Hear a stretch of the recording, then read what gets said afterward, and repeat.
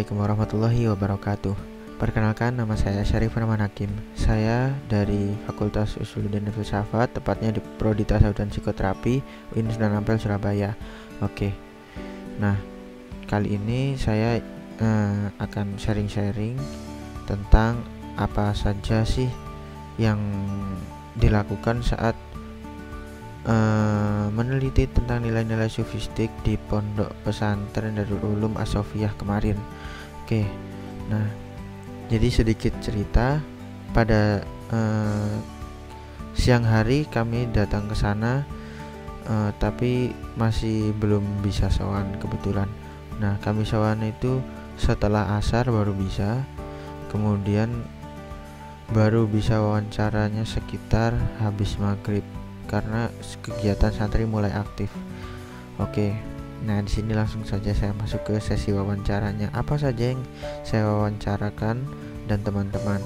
Nah, oke, di sini yang pertama saya wawancarakan itu apa aja nilai-nilai sufistik yang diajarkan di pesantren, bagaimana nilai-nilai tersebut diterapkan di kehidupan sehari-hari. Nah, terus yang pertanyaan kedua, apakah di pesantren ini mengikuti tarekat atau ajaran tentang tasawuf? Nah, dari narasumber Ningnya, kan kami mengambil dua narasumber. Yang pertama dari Ning, yang kedua dari santri. Oke, yang pertama dari Ningnya itu bilang kalau sebenarnya nilai-nilai tasawuf di pondoknya itu lebih ke berupa wirid, zikir setiap harinya, kayak amalan sehari-hari. Terus diterapkan dengan istiqomah. Nah, untuk pertanyaan yang kedua, kebetulan di pondok Darul Ulum itu menggunakan tarekat Qadiriyah Naqsabandiyah dan mengadakan halaqah mingguan setiap hari Kamis pagi dan sore. Oke. Nah, untuk dari santrinya, nah pertama kita tanya apa saja nilai-nilai tasawuf atau nilai-nilai sufistik yang diajarkan di pondok ini. Tapi kami menggunakan bahasa yang lebih simple, seperti apa aja sih nilai-nilai yang kesannya itu mengarah ke hal-hal sufistik, ke hal-hal yang baik.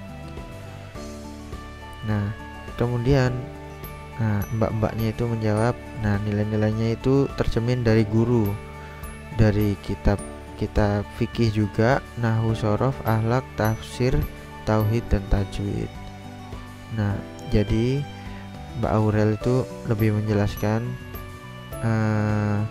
bahwa nilai-nilai tasawufnya itu mereka ngambil contoh dari guru dan dari kitab-kitab yang ada, terus diamalkan di kehidupan sehari-hari dengan istiqomah.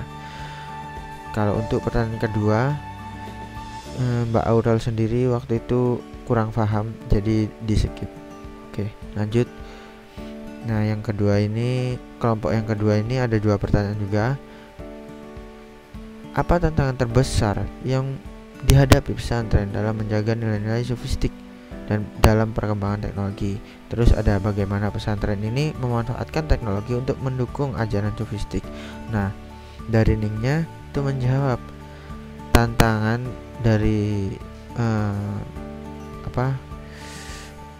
menghadapi era digital ini sebenarnya lebih ke istiqomah dan mengamalkan ilmu, karena kan namanya di dunia yang sekarang itu banyak godaan dari sosial media. Ya seperti kalau dicontohkan oleh Ningnya itu lebih ke mereka menggunakan gadget tidak tepat pada waktunya, seperti itu. Jadi kemudian yang kedua itu apa ya? Ya sebenarnya teknologi ada hal positifnya, yaitu bisa memfasilitasi mereka itu agar lebih canggih, bisa mengikuti perkembangan zaman. Nah, di sini kan pertanyaan kedua, memanfaatkan teknologi untuk mendukung ajaran sufistik. Nah, kebetulan di pondok ini dia menerapkan ada jadwal tersendiri untuk memegang alat-alat elektronik, tapi khusus pihak media full bisa.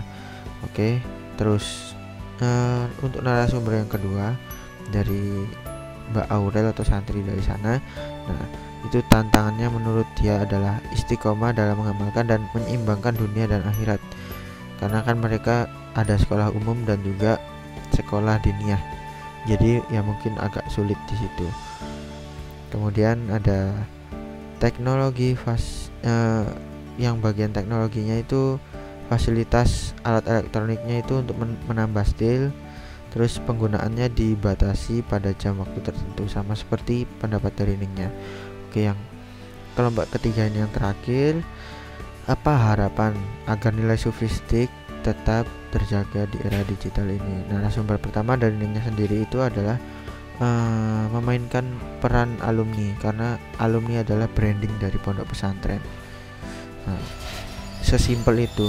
Kalau dari narasumber yang kedua itu lebih ke santri, dia mampu menjaga diri, mengontrol diri baik di pondok maupun di luar, dan tetap istiqomah dan bersungguh-sungguh dimanapun mereka berada. Oke, cukup sekian dari saya. Wassalamualaikum warahmatullahi wabarakatuh.